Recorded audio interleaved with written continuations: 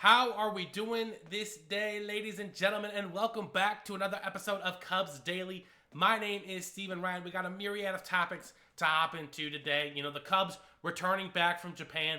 What can we expect to see from this team before we ramp up and face Arizona next Thursday? We'll break down the month of July schedule. I want to go over some comments I've heard about Matt Shaw. I think we're jumping the gun a little bit, but we'll get to that here. And then we had one of our first YouTube comments on one of my videos, and I want to share that with you guys because I truly do appreciate everyone that has contributed to here on Cubs Daily. Again, all of you that have liked the video, subscribe to the channel, comments. It's all love and appreciation.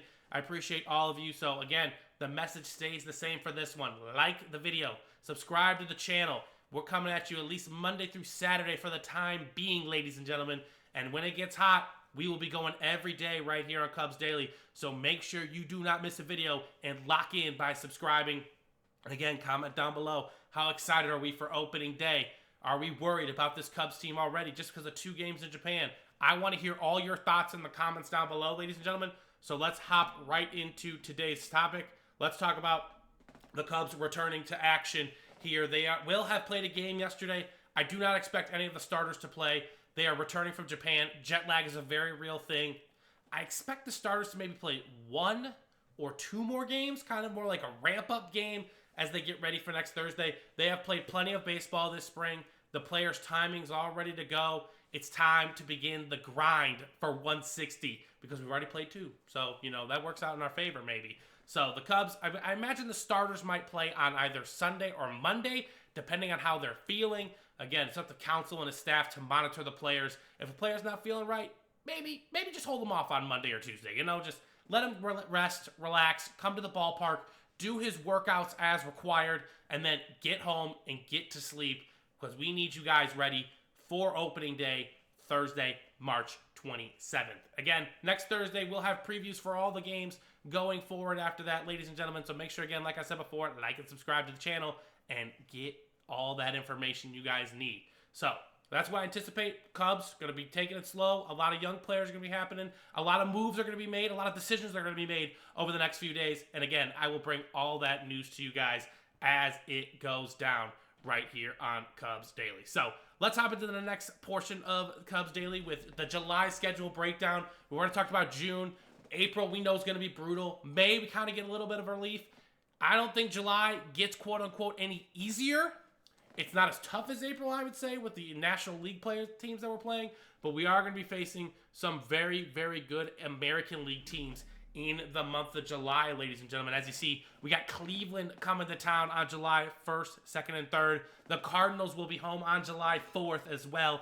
Although the Cardinals are not projected high, you can't not take the Cardinals seriously. Maybe we have their number this year, et cetera, et cetera. They're still the Cardinals, ladies and gentlemen. They're still going to be a thorn in our side, just like every single team from the NL Central. So they're one of the weaker teams on paper, according to the schedule. It's going to be the White Sox, and then I believe the Cardinals are second to last on that list, in my opinion. But those are both big-time rivals, the White Sox and the Cards, and you know they're going to bring their best shot to us regardless of how good and or bad we are playing in the month of July. So again, we start off with Cleveland, who we all know is an absolutely talented team.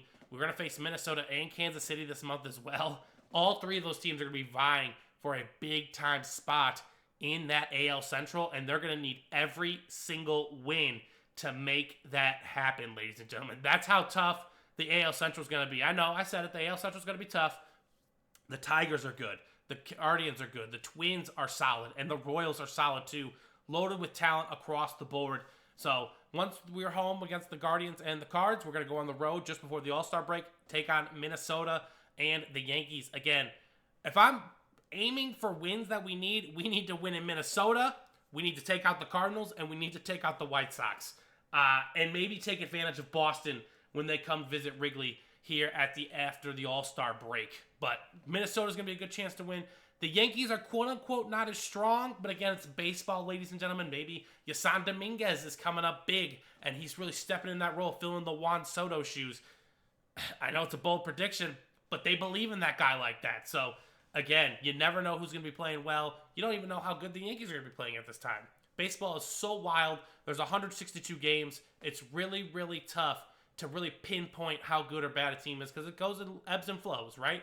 Cubs could be entering this on a losing streak or a winning streak, and the other team could be coming in on the opposite. So we don't really know. It's kind of it's beginning to be the dog days of summer here in July, but we know July is an epic month in baseball terms. We got the All-Star game, and at the end of the month, we will have the trade deadline, and I'm sure there'll be plenty of rumors flying for this Cubs team as they will be looking to make additions to make that playoff push. So pretty tough schedule, I'd say, here in July. Cleveland, Kansas City, and New York are the 3 toughest teams in my opinion. Boston follows in at 4th, hoping the Cubs can snag 3 on the south side at the end of the month, and then they're going to travel to Milwaukee at the end of the month. And we know we're going to need those division wins because the Brewers are always a very, very solid ball club, and I anticipate that they will be vying for the NL Central as well. So let's hop on into the next thing. It's Matt Shaw. I'm going to be honest with you all, ladies and gentlemen. I thought Matt Shaw was pretty solid his Major League debut, especially for playing a new position, third base. He had that one errant throw, but again, turning around 360, just letting it ride, not the easiest play on earth. I thought he made great diving stops. He was where he needed to be position-wise. Great defensively. Now, let's talk about his hitting. I've heard some comments on the radio. I was listening to Mullion Hall here on 670 The Score earlier, and they're really, really trying to dive into his batting stance. I'm like, he's 7 at-bats into his big league career. Let's chill. Now, it might be their job to overreact to the littlest things. I'm not going to do that because I think Ron Coomer, who they were talking to, said it best. He has hit at every single level he's played. I know high school's different, I know college is different, and I know minor league ball is different than the pros. But generally speaking, when you do something consistently over a long period of time, you will eventually get that back at the big league level. So I'm not worried about Matt Shaw at all. They're trying to break down his stance. They're like, does he get his front foot down quick enough? I'm like, ladies and gentlemen, when it comes to baseball, you need repetition. You need reps. He needs to get in there, game live. You can't fake training live game situations, you know? Like, he needs to go in, he needs to face pitchers, he needs to fail, he needs to do all that good stuff. It's a learning experience for him. Matt Shaw and Pete Crow Armstrong right now are trying to develop that experience for this Cubs team, okay? They're not going to walk out and just be bona fide superstars. Those players, I don't even know how often. It's so rare. They are out there, but it still takes time adjusting to that major league pitching. So I just want to hold the brakes with Matt Shaw.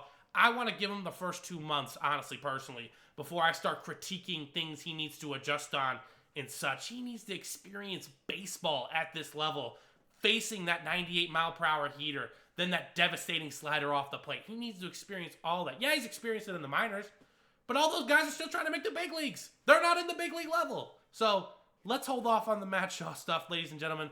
Let the kid breathe. Let him get acclimated to third base. And I think he's going to develop into a very, very promising player for this Cubs team. I have full faith in that. And I think the organization backs that statement as well.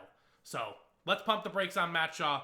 And then let's jump into maybe one of the more exciting segments I'm happy to have. Getting your comments discussed in the video, ladies and gentlemen.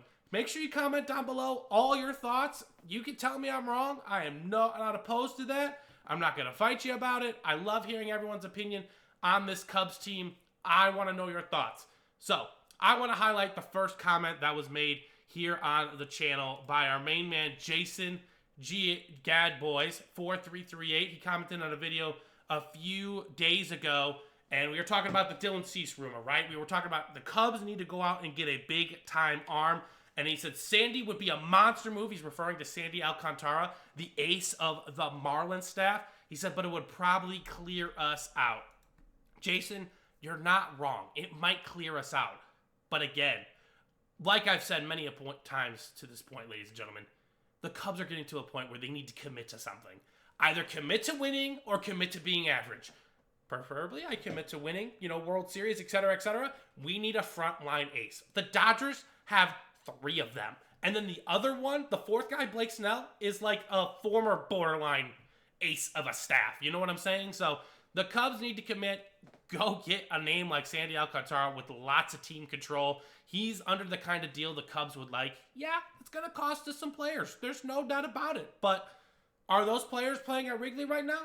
No. So unless we plan on giving those guys a chance, then we need to make a move. We need to do something to enhance this team.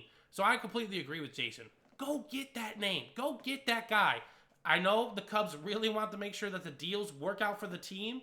Very important there. Now, Sandy might have a hefty price tag just due to, he's on a rookie deal. Lots of team control for several years. But I don't plan on the Marlins being very good. And honestly, they're always in a reset, in my opinion, even though they've won 2 World Series somehow. But they're in a quote-unquote reset, and they want to acquire all the assets that they need. Again, just because you trade a player to somewhere doesn't mean that he's necessarily going to do fantastic over there, So, I agree with Jason on this front. I want you to go out and be aggressive and make that move. Go get a front-of-the-line ace right there. The Cubs are teeter-tottering. They're hoping they can win the Central. They're good enough to win the Central. But are they going to do it? That is the real question. So like I said, ladies and gentlemen, let me know your comments below about opening day, the future of this team. You guys will be highlighted hopefully once or twice a week in the video. I would love to discuss more with you guys as well. Again, I appreciate everyone who's tuned into Cubs Daily. I will see you guys tomorrow with another one.